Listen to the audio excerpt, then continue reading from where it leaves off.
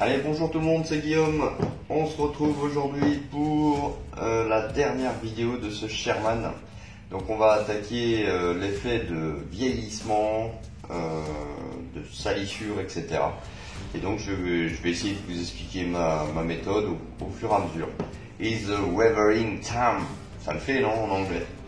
Bon allez, on attaque tout de suite par les dégradés. Alors, la première étape de mon vieillissement va consister à éclaircir, toujours dans la supposition que l'effet de lumière joue sur le tank. On va essayer d'éclaircir des parties saillantes, des parties qui sont au-dessus. Donc on avait déjà commencé le travail au niveau du primer, hein. Et puis en fin de compte, là on va pas se servir de l'aérographe parce que c'est franchement du détail. On va essayer de rehausser des points alors tels que les accroches, les bouchons, là au niveau des petits renforts de phare, pardon, etc., etc. Donc comment j'ai fait? J'ai pris ma peinture de base, olive drab, que j'ai utilisée pour le tank, et donc je suis venu l'éclaircir avec du jaune, donc une noisette de jaune, ce qui me donne en fait dans ma palette humide ce mélange qui est un petit peu plus clair que la teinte de base. Donc c'est parti. Donc je vais faire exactement le même principe que la vidéo des chenilles. Je vais faire 2-3 petits détails avec vous et puis on verra. Donc le plus important en fait c'est d'éclaircir simplement la partie du dessus, hein. C'est pas c'est pas nécessaire de faire en dessous. Justement, grâce à ce système-là, on va essayer de créer un système de lumière et d'ombre. Alors, je vous prie de m'excuser pour ma voix, vous allez entendre que je sniffe, que beaucoup de choses. Je suis malade depuis bientôt une semaine et je n'arrive pas à me soigner. Donc, ça peut arriver que je vais vous tuer les tympans. Tac. Donc j'utilise de la Vallejo, hein, comme d'habitude. Je précise que ces peintures sont franchement exceptionnelles pour du travail au pinceau. Donc vous voyez, j'essaye de rehausser les petites poignées, les petites choses, les petits supports. Alors c'est un travail qui va être un peu long, donc je vais pas tout filmer, hein, bien entendu. Donc je vais essayer de vous faire un zoom. Donc bien entendu le modèle doit être verni auparavant, hein, verni brillant. Donc je vais faire les petits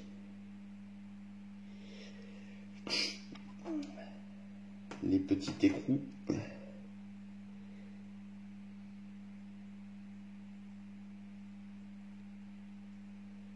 Donc si vous trouvez que c'est trop éclairci, vous pouvez toujours rajouter une pointe de rouge pour refoncer votre vert.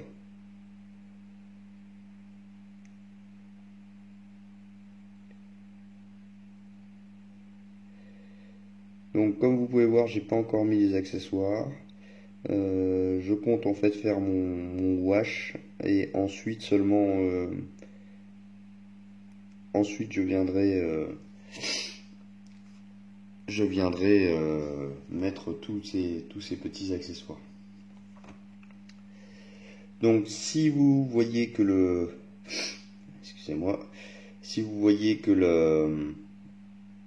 l'éclaircissement n'est pas suffisant, vous pouvez toujours très bien repasser une couche, hein, au fur et à mesure, et donc du coup votre verre va bien être éclairci.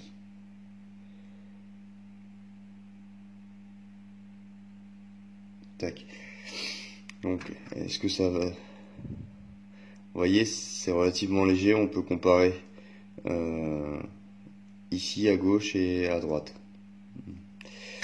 Bon, bah, je continue. Je vais vous montrer là.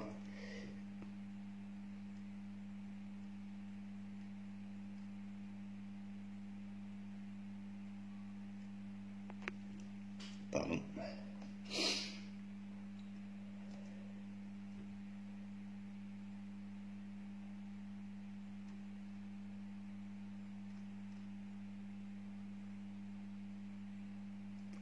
Voilà, bon écoutez, je finis dans mon coin cette opération et puis on se retrouve après. Alors on avance sur la suite de ce vieillissement, donc vous pouvez voir en fin de compte qu'après peinture donc d'éclaircissement sur certains détails, on voit bien que les lignes qui sont au niveau supérieur, hein, ainsi que les boulons, il y a une teinte différence. Donc maintenant qu'on a fait le dessus, on va faire aussi le dessous.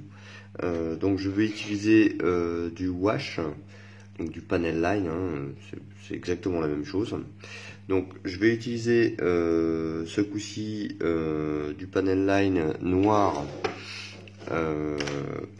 pour au niveau des grilles là. Donc je vais utiliser le panel line de chez Tamiya. Donc on pourra toujours laisser sécher ce panel line et puis après une fois que c'est terminé, on pourra effacer le surplus, hein, le surplus à l'aide de White Spirit par exemple. On va peut-être pas prendre le thinner de la marque, ça sert à rien pour effacer ce genre de choses. Donc je viens en mettre en fait sur chaque petite ailette. Et en fait ça va donner un aspect de profondeur. Tac. Bon écoutez, je continue la grille et puis on se retrouve tout de suite après.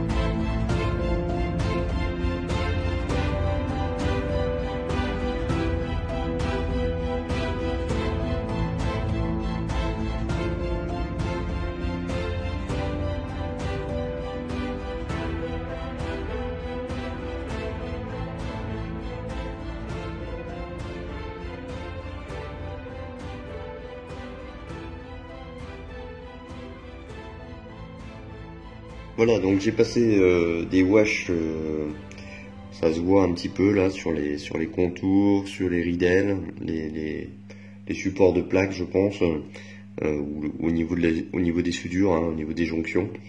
Donc j'ai utilisé plusieurs teintes suivant où c'est placé. Par exemple à l'intérieur, là j'ai placé du noir, plutôt qu'à l'extérieur, ce serait plutôt du marron. Donc maintenant on va procéder aux éraillures. Donc les éraillures, je vais les faire avec une peinture assez rouge, rouge brun. Donc j'ai choisi le German Red Brown. Donc pour faire ça, il va me falloir en fait un pinceau déjà très fin et un pinceau également à bout pointu. Prenez pas un pinceau plat, parce qu'en fin de compte on va venir simplement effleurer et faire des tout petits traits très légers. Donc je vais m'équiper, je prends mon casque loupe et on va essayer de faire ça. Alors c'est la première fois que je fais cet exercice, donc j'espère que ça va aller. Bon, auquel cas si ça va pas, c'est pas très grave. Je peux toujours revenir en arrière. Donc je mets un petit peu de lumière. Alors, hop, je me mets comme ça.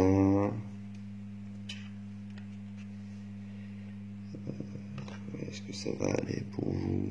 J'espère que vous verrez pas mon casque loupe. C'est parti. Alors, je décharge bien le pinceau et on va essayer de faire ça tranquillement.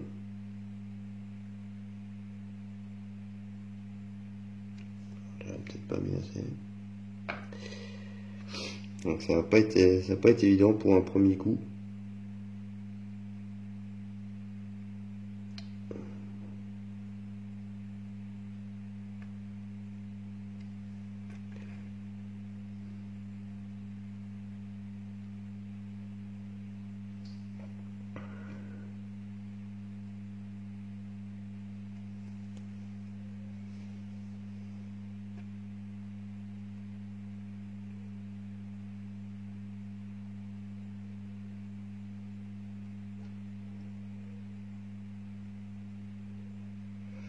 Donc j'essaie de faire des petits serpentins pour simuler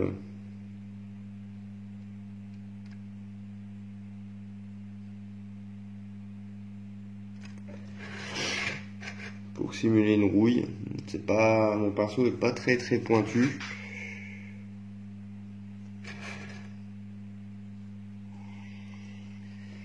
Donc je vais recommencer à côté.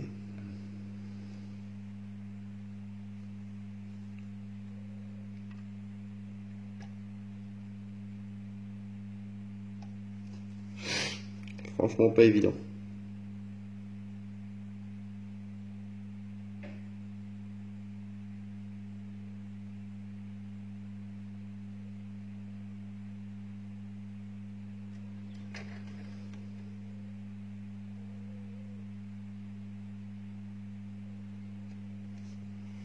Donc ça reste très léger, hein. Il faut pas non plus que ça saute aux yeux, quoi.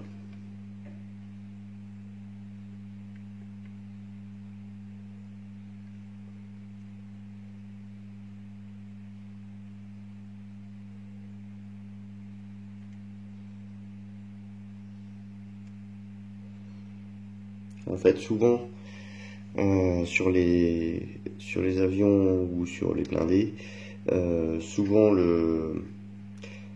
là où c'est on va dire attiré par la rouille, enfin pas attiré par que la rouille est présente, c'est à côté des trappes, à côté où les personnes marchent en fin de compte.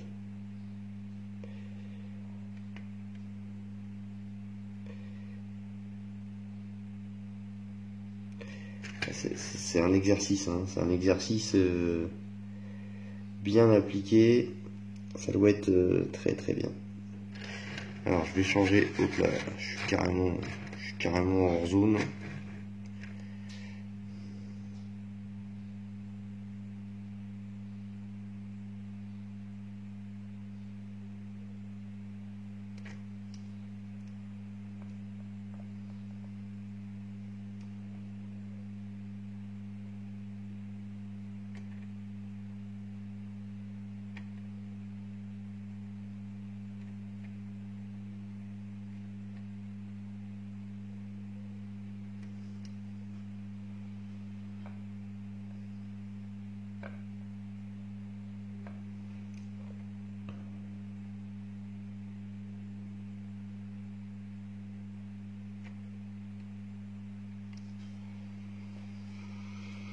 Voilà, donc je vais faire cette technique-là sur tout l'ensemble du blindé.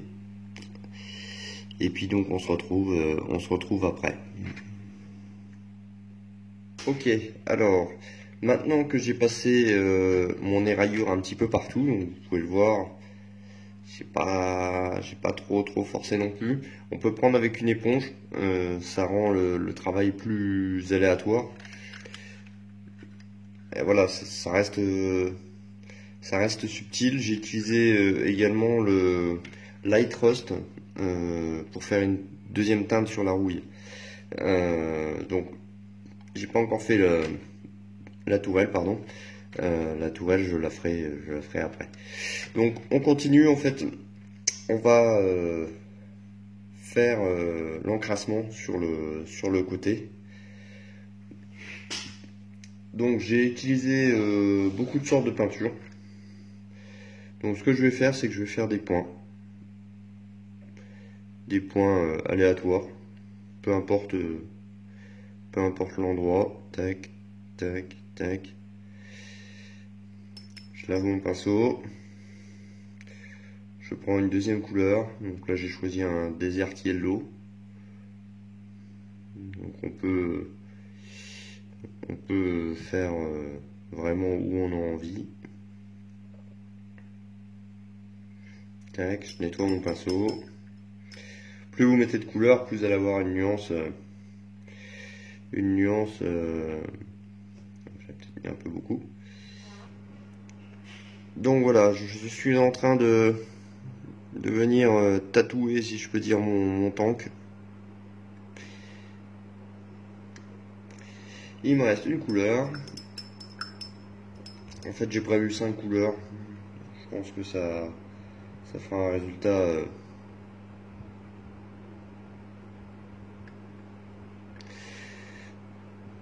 résultat correct.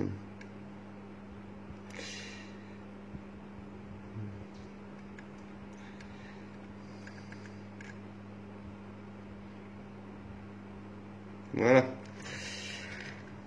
Il est beau comme ça. On va attendre que ça sèche. Et puis on va venir bien sûr effacer ces petits points d'une manière horizontale. Voilà, tout de suite.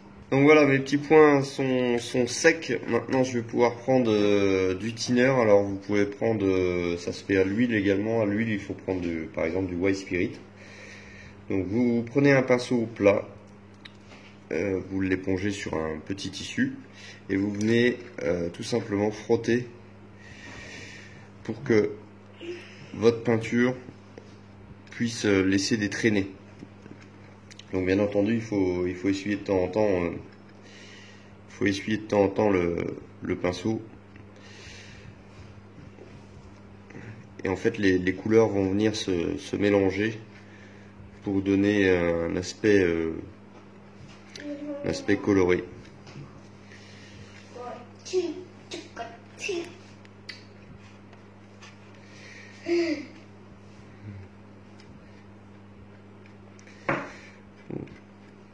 Et donc vous continuez jusqu'à temps à obtenir, on va dire, l'effet d'usure. J'aurais dû peut-être le faire à l'huile. Je vais voir, au cas où c'est pas très grave, on peut effacer puis recommencer.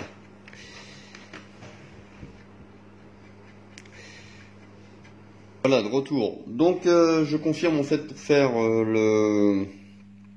les effets de coulure, de boue, etc. Prenez des peintures à l'huile, ça va beaucoup mieux que de l'acrylique. Là j'ai merdé. J'avoue, j'ai voulu tenter un truc et bon bah tant pis. Bon, j'ai quand même réussi à me démerder. J'ai repassé du wash. Les trois wash que j'ai repassé pour atténuer. Et voilà ce que ça donne. Donc je l'ai pas trop diminué justement. J'ai voulu vraiment le garder bien sale. J'ai remis des petites nuances à droite à gauche. Voilà ce que ça donne. Donc maintenant que ça me paraît un peu près correct, je vais utiliser des pigments pour la bas de caisse, des pigments et la boue, et ensuite on viendra mettre les chenilles. Donc pour l'instant je m'occupe de la partie basse du temple. La partie haute, vous voyez, n'est pas encore fait. Donc là vous voyez bien la différence entre de l'usure et pas d'usure. Donc ça je le mets là-haut en attendant. Donc j'ai dit pigment. Je perds la tête. Donc je vais utiliser les mêmes pigments que j'ai mis sur les chenilles. Faut que ça soit raccord. Tac. Donc là c'est de l'ombre naturelle. Alors c'est plaisant à faire, mais ça prend un temps fou. Est-ce que c'est suffisant? Est-ce que c'est pas assez? Etc. etc. Donc là c'est de la terre d'Europe.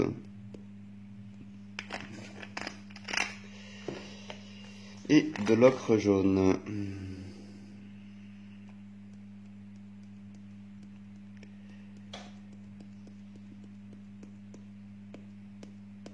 Tac.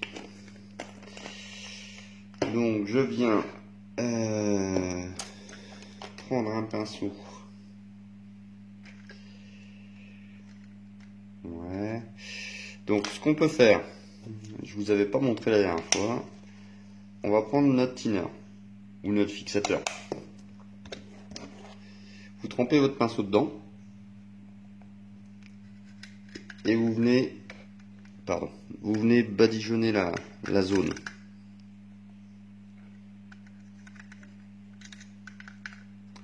Une fois que vous avez fait ça, tac, vous perdez pas trop de temps. Vous prenez un autre pinceau et vous venez tapoter pour que vos pigments puissent se coller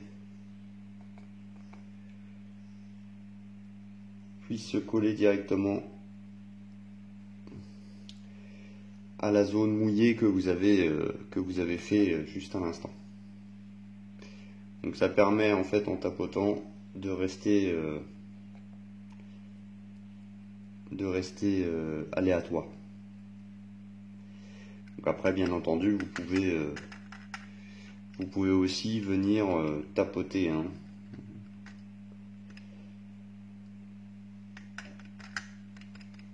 Et si ça ne convient pas, vous prenez votre fixateur, votre thinner, et vous venez faire votre tambouille en haut. En fait, c'est un mélange de plusieurs techniques pour bien fixer les pigments.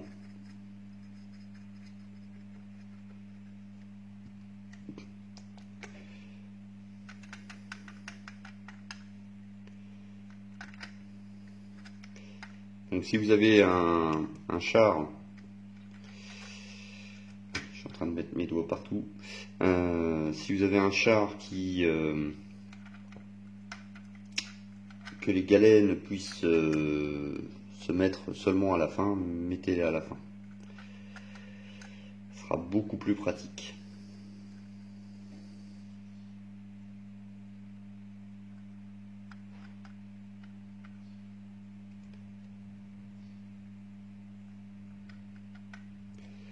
Voilà, bah écoutez, j'avance dans mon petit coin et puis on se retrouve après. Alors la suite. Donc on a passé, on va faire un petit récapitulatif. On a éclairci d'abord les couleurs. Ensuite, on a assombri à l'aide de wash, donc à différents endroits. Ensuite, on est venu, toujours à l'aide de soit de la peinture à l'huile, soit du wash, faire des traînées avec différentes teintes. On a passé les pigments sur les zones à l'intérieur au niveau des galets. Hors caméra, j'ai commencé à travailler la boue et c'est ce qu'on va voir tout de suite. Donc je vous montre le résultat obtenu en dessous de la caisse. Donc, je vous l'avoue, je me suis lâché. De toute façon, c'était le but, c'est de l'avoir dans un état, on va dire, de nature.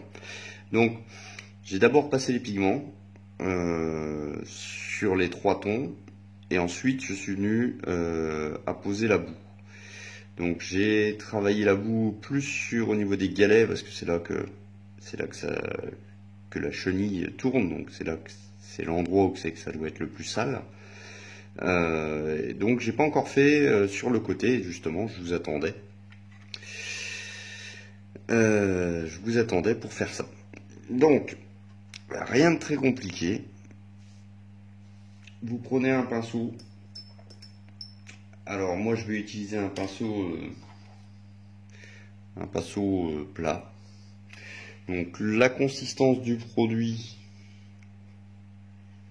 que voilà. Donc on peut mouiller le pinceau un tout petit peu. Faut pas non plus que ça soit trop mouillé. Si j'ai vu, sinon ça fait pas office. Alors donc on vient prendre dans le pot et on vient en fait tâtonner. Si vous voulez un amas, à ce moment-là, vous pouvez frotter pour enlever le surplus. Le plus important en fait, c'est pas de l'étaler, c'est pas une peinture. Donc on vient le mettre aux endroits, on va dire, qui sont censés recevoir la crasse. Hein. Tac. Donc moi je vais insister sur le derrière. Alors de temps en temps ça colle quand même au pinceau, donc vous pouvez repasser un petit coup d'eau sur votre pinceau. Tac. Et donc en fait au bout de quelques secondes, une minute quoi, vous allez avoir votre boue qui commence à sécher. Et donc à partir de ce moment là vous pouvez retravailler un petit peu. Donc toujours en mettre sur les rabords, hein. Justement c'est de la projection. Tac. Donc voilà, rien de sorcier, mais bon. Je voulais quand même vous montrer. Donc bien sûr, faut en mettre au niveau des roues. Hein. Tac. Alors c'est la première fois que j'utilise ce produit. Je peux pas le comparer à d'autres. Hein. Mais bon. L'effet. Alors si vous mettez vraiment beaucoup de boue, c'est même pas la peine de mettre de pigment. Hein. Moi j'ai mis des pigments pour essayer de donner une petite on va dire nuance au niveau des couleurs. Mais bon. Après, si vraiment vous voulez recouvrir l'intégralité, vous embêtez pas. Hein. Tac. Bon bah écoutez, je termine ça et puis je sais pas, je vais peut-être vous montrer la tourelle, mais à mon avis ça sera exactement le même travail. Donc on se revoit quand c'est pratiquement en place. Les amis, c'est la fin de ce Sherman. Donc voilà le modèle terminé. Donc entre tous les petites astuces que je vous ai données, j'ai retouché à divers endroits, soit à travers de pigments, soit à travers de jus, donc pour essayer de donner, on va dire, quelque chose d'uniforme. Donc j'ai peint les 2 petites figurines. Donc finalement je les ai peints et j'ai apporté du détail sur les ceintures, sur des choses comme ça. Et une fois qu'on les met dedans, bah, on voit quasiment plus rien.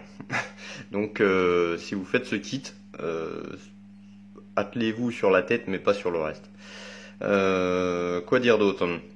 Donc les accessoires ont été collés. Donc J'ai utilisé un produit que je vous ai pas montré ici pour effectuer en fait des traces de coulure. Comme je le maîtrise pas encore, j'ai pas voulu vous le montrer parce qu'en fin de compte, bon bah montrer quelque chose qu'on maîtrise pas, c'est pas forcément utile. On peut voir. Alors ça, merci beaucoup pour les gens qui me l'ont signalé au niveau des chenilles. Donc moi, ça ne se voit plus. C'est vrai que là-dessus, j'ai fait une vidéo sur les chenilles, mais finalement, après, avec la boue, ça sert plus à grand-chose. Mais bon, c'était l'occasion aussi de tester la technique, parce qu'en fin de compte, je vous rappelle que c'est mon premier blindé depuis au moins 25 ans. Donc forcément, j'avais besoin de reprendre, on va dire, un petit peu des repères, etc. Donc au niveau des chenilles, j'ai repeint en noir mat, parce qu'en fin de compte, les chenilles du Sherman ne peuvent pas rouiller, ils sont en caoutchouc. Donc merci à ceux qui me l'ont signalé, j'ai oublié leur prénom, mais ils se reconnaîtront. Donc j'ai rectifié ça, j'ai posé donc le petit jerrycan. Là également j'ai fait des traces de coulure. On peut voir donc le... Alors, je sais pas ce qu'elle a la lumière avec le fond noir peut-être. J'ai remis des pigments en fait sur les accessoires parce qu'en fin de compte les accessoires étaient très propres. J'ai mis un petit peu de rouille là, un petit peu de wash noir pour donner un effet d'usure. Au niveau de la rouille, au niveau des écrous là. Qu'est-ce qu'il y a d'autre? Bon ben la boue vous l'avez vu.